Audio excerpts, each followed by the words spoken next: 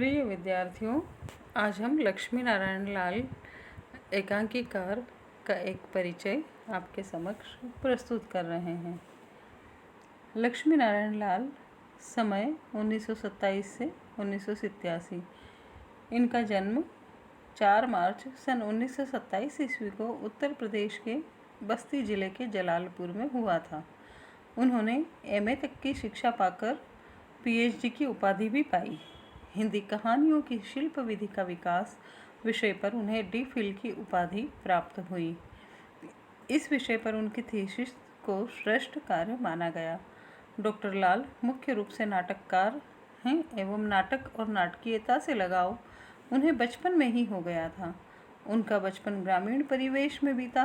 रामलीला, नौटंकी, विदेशिया आदि लोकनाट्य से उनका साक्षात्कार बहुत छोटी उम्र में हो गया था। फलस्वरूप उनके चिंतन एवं सृजन के मूल में भारतीय जनजीवन रहा है। अगर बात उनके रचनात्मक परिचय की हो तो हम देखते हैं कि उनकी प्रतिभा बहुमुखी प्रतिभा थी। वे एक साथ कहानीकार, उपन्यासकार, नाटककार और समीक्षक भी थे। इन सभी क्षेत्रों में उन्होंने पर्याप्त मात्रा में लिखा और महत्वपूर्ण कृतियाँ दी। बात अगर उनके नाट्य साहित्य की हो तो हम कहते हैं कि डॉक्टर लाल ने लगभग 35 पूर्णकालिक नाटकों की रचना की, जिनमें से अनेक का सुप्रसिद्ध नाट्य निर्देशकों द्वारा मंचन भी किया गया। उन्होंने अपना पहला नाटक अंधा कुआं सन 1955 में ही लिखा। उसके बाद से न केवल वे निरंतर नाटक लिखते रहे, बल्कि इलाहाबाद में एक नाट्य केंद्र भी चलाते रहे, जिसमें उन्होंने बहुत सीमित साधनों से नाट्य प्रशिक्षण और प्रदर्शन दोनों का प्रयास किया। उनके नाटकों में साधारण जीवन के अनुभवों को किसी गहरे या महत्वपूर्ण परिप्रेक्ष्य में देखने का प्रयास प्रायः रहता है।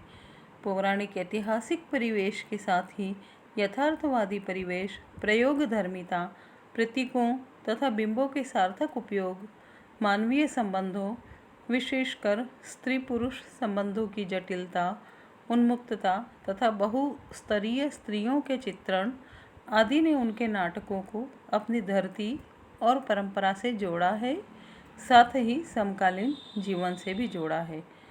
स्वातंत्र्योत्तर युग के महत्वपूर्ण नाटककार के रूप में लक्ष्मी नारायण लाल ख्यात हैं।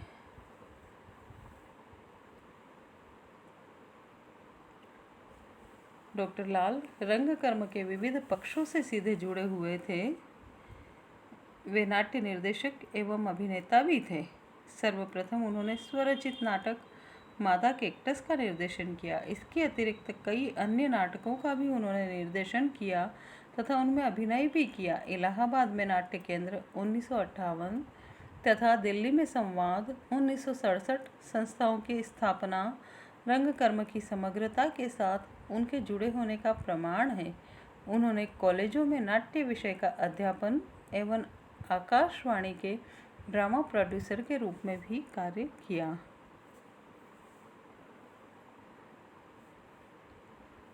कथा साहित्य, जैसे कि मैंने आपको बताया कि उनकी प्रतिभा बहुमुखी है, उन्होंने अनेक विधाओं में अपनी रचनाएं प्रस्तुत करी है। तो बात हम कथा साहित्य की करें तो नाटककार होने के साथ साथ, या बल्कि हम यूँ कहें कि उसके पहले से लक्ष्मी नारायण लाल कथाकार भी थे और उन्होंने बड़ी संख्या में उपन्यासों की भी रचना की है। सन 1951 ईस्वी में उनका पहला उपन्यास धरती की आँखें प्रकाशित हुआ था। फिर तो उनके लगभग दर्जन भर उपन्यास प्रकाशित हुए। इन उपन्यासों की पृष्ठभूमि प्रायः मध्यम वर्गीय नागरिक जीवन और यदा कदा ग्रामीण जीवन भी है। प्रेम की विभिन्न मनोदशाएं भी इन उपन्यासों के केंद्र में हैं। इन उपन्यासों में जीवन की यथार्थ और मार्मिक झांकियां हैं। कहीं मध्यम वर्ग के द्वंद्व के रूप में संस्कृति संघर्ष की कहानी कही गई है, तो कहीं नई परिस्थितियों और रूढ़ आदर्शों की टक्कर है। बदलते हुए संदर्भों में अनेक नई और पुरानी समस्याओं का निरूपण बहिर्मुखी ही नहीं है, मन का स्तर भी भीनी आर्द्रता के साथ चित्रित है। शैली में लोक जीवन और लोक तत्वों का समावेश प्रतीकात्मकता के साथ हुआ है। उपन्यासों के अतिरिक्त डॉक्टर लाल ने कहानियाँ भी लिखी हैं और उनके कई कहानी संग्रह प्रकाशित हो चुके हैं। उनकी अधिकतर कहानियाँ ग्रामीण जीवन के सहज अनुभवों की कहानियाँ हैं। साथ ही प्रेम संवेदना पर केंद्रित कहानियों की भी अच्छी खासी संख्या है। वस्तुतः डॉक्टर लाल की कहानियों का यथार्थ आंतरिक और बाह्य दोनों है, अतः इनमें मन के भीतर दुनिया भी है और बाहर का राजनीतिक आर्थिक दबाव भी। नारी पुरुष मनोविज्ञान और उनके संबंधों के आपसी यथार्थ के साथ ही इन कहानियों में आज के गांव की जटिल सामाजिक आर्थिक समस्याएं भी चित्रित हैं। डॉक्टर लाल ने समीक्षा कार्य भी किया है। आरंभ से ही एमफिल की कहानियों पर उन्होंने एमफिल की उपाधि में कहानियों पर उन्होंने अपना शोध प्रबंध लिखा था।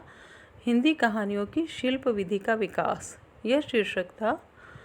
और साहित्य अकादमी के लिए लिखित उनकी पुस्तक आधुनिक हिंदी कहानी शीर्षक पुस्तक भी उल्लेखनीय कृति है।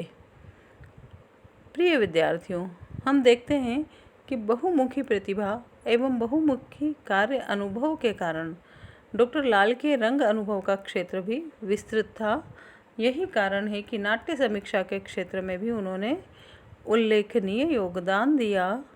उनके समीक्षा ग्रंथ रंगमंच और नाटक की भूमिका तथा आधुनिक हिंदी नाटक और रंगमंच व्यक्तिगत अनुभव पर आधारित एवं भारतीय तथा पाश्चात्य परंपराओं के गंभीर अध्ययन से समृद्ध है।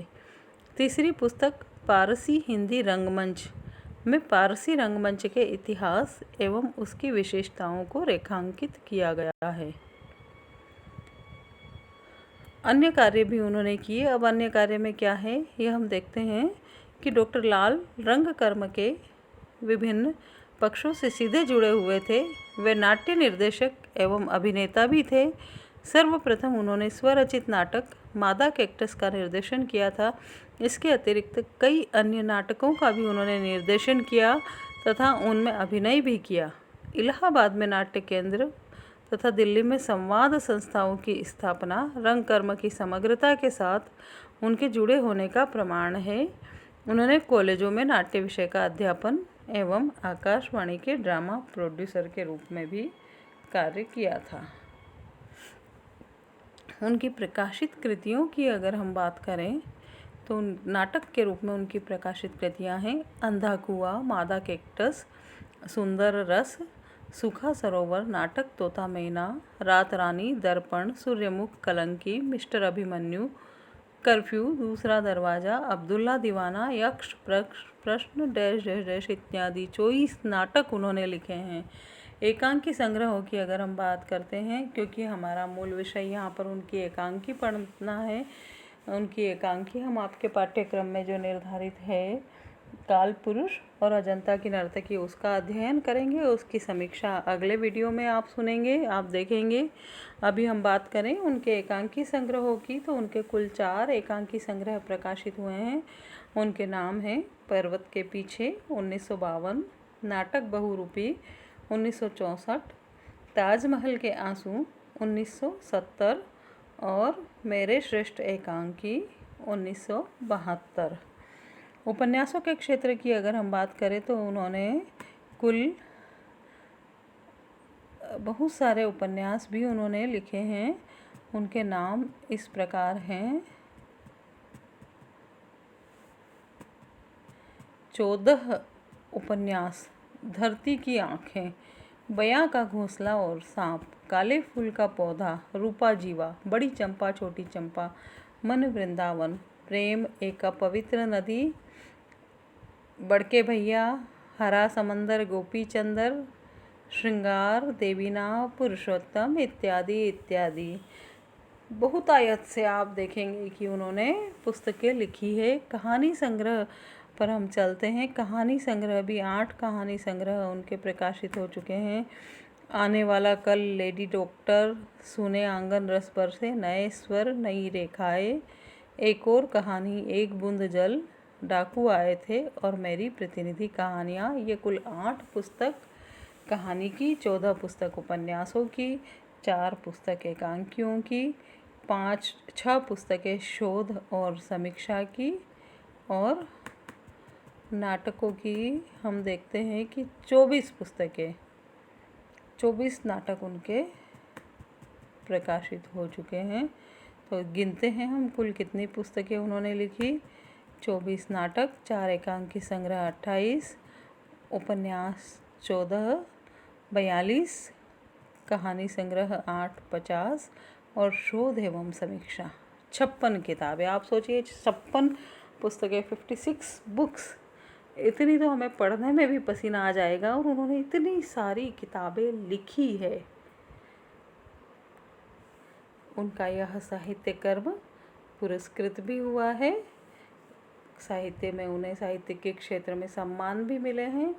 मुख्य रूप से बड़े सम्मान हैं लक्ष्मी नारायण लाल सन 1977 में संगीत नाटक अकादमी द्वारा श्रेष्ठ नाटककार के रूप में सम्मानित किए गए। सन 1979 में साहित्य कला परिषद द्वारा, और सन 1987 में हिंदी अकादमी द्वारा साहित्यिक योगदान के लिए पुरस्कृत हुए।